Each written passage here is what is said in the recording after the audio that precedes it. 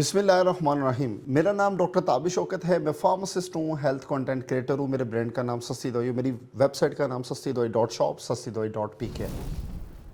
आपने ये कभी बात जरूर सुनी होगी, वर्कआउट से पहले या बाद में कुछ खाना बहुत ज्यादा जरूरी होता है, वरना मसल नहीं बनेगी या फैट बर्न नहीं होगा। सच क्या है? ये पूरा कॉन्सेप्ट एक मिथ हो सकता है। अगर आप इस वीडियो को देखते हैं तो आपका ये मिथ क्लियर हो जाएगा। तो सबसे पहला पार्ट जो हम स्टार्ट करते हैं वो ये है कि ग्लाइकोजन रियलिटी क्या होती है। असल में एक शुगर होता है जो स्टोर्ड फॉर्म में हमारी बॉडी में पाया जाता है, जो कि आपके मसल और लीवर में मौजूद होता है। लेकिन शॉकिंग बात यह है कि स्टोरेज बहुत ज्यादा लिमिटेड होती है। कुछ इंटेंस वर्कआउट में 20 से 30 मिनट में ही खत्म हो जाता है। उसके बाद क्या होता है, बॉडी शिफ्ट करती है अपने आप को फैट बर्निंग मोड के अंदर कि अगर आप वर्कआउट से पहले या बाद में शुगर या कार्ब लेते हो तो आप असल में फैट बर्न प्रोसेस को डिले कर देते हो। और पार्ट 2 की तरफ अगर आप जाओ तो वो देखो कि प्रोटीन और इंसुलिन का सच क्या है। लोग समझते हैं कि जितना ज्यादा प्रोटीन उतनी ही ज्यादा मसल बनेगा, लेकिन रियलिटी असल में थोड़ी सी मुख्तलिफ है। हाई कंसंट्रेटेड प्रोटीन जैसे कि वे प्रोटीन का आपने नाम सुना होगा, बॉडी के अंदर इंसुलिन को स्पाइक करती है और इंसुलिन क्या करता है, फैट बर्निंग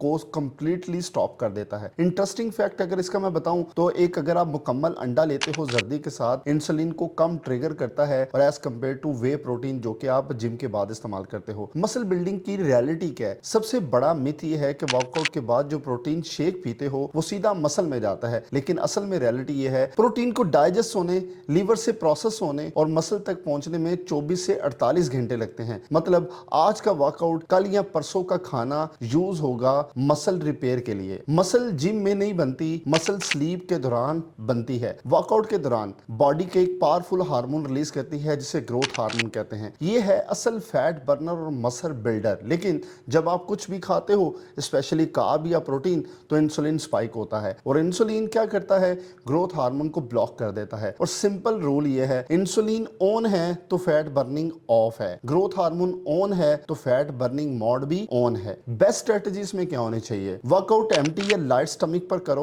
वर्कआउट के अराउंड ईटिंग अवॉइड करो। फोकस करो अपने डीप स्लीप के ऊपर, क्योंकि असल रिकवरी और मसल बिल्डिंग होती है वर्कआउट के 24 से 48 घंटे बाद, और वो भी डीप स्लीप के अंदर। अगर मैं आपको इसके अंदर और चीजें बताने की कोशिश करूं तो ये रूल सारे फॉलो करो। एक्सेप्शनल केसेस में ये है कि ये रूल सबके लिए नहीं है, यानी कि एथलीट और बॉडी बिल्डर जो दिन में 2 दफा ट्रेन करते हैं, मैराथन रनर होते हैं और डायबिटिक पेशेंट होते हैं, उनके लिए स्ट्रेटजी डिफरेंट होती है। अगर आपका गोल फैट लॉस और लीन मसल है तो वर्कआउट के अराउंड खाना जरूरी नहीं। अब आप बताओ, क्या वर्कआउट से पहले या बाद में खाते हो? अगर खाते हो तो रुक जाओ, अगर नहीं खाते तो कमेंट के अंदर लाजमी बताओ कि आप कुछ नहीं खाते।